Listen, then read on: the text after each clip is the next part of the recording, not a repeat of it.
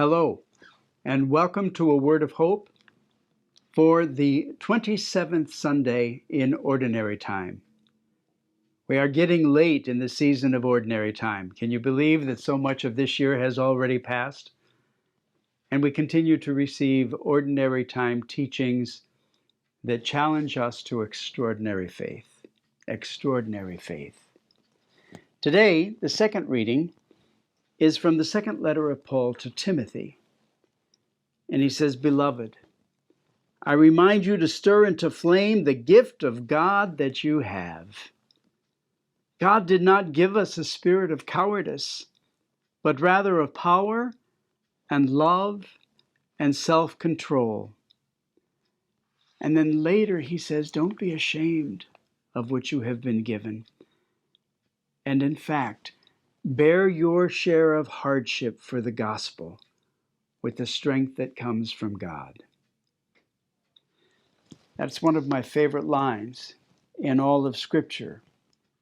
Bear your share of hardship for the gospel. That reminds us, as what I was saying last week, that following Jesus, being a partner with Jesus, will cost us something in our discipleship. There is hardship in the gospel. Giving witness to the gospel and to Jesus always exacts something from us. What it exacts from us is the sacrifice of our pride. What it exacts from us is the self-centeredness that we sometimes are about.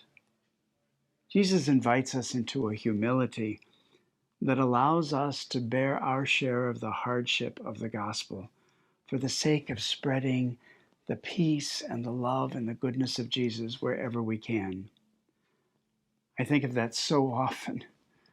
I was thinking of that today driving home from the nursing home where some of our brothers are, where I celebrated the Eucharist.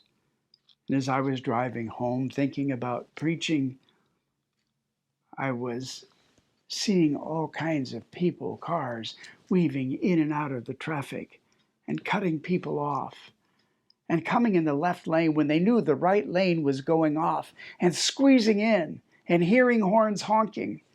And I can't tell you how much I wanted to honk my horn. But then I'm thinking about bearing your share of hardship for the sake of the gospel. And I thought, cool it, Marshanda. Just give it up. Give up your pride. Give up your self-righteousness.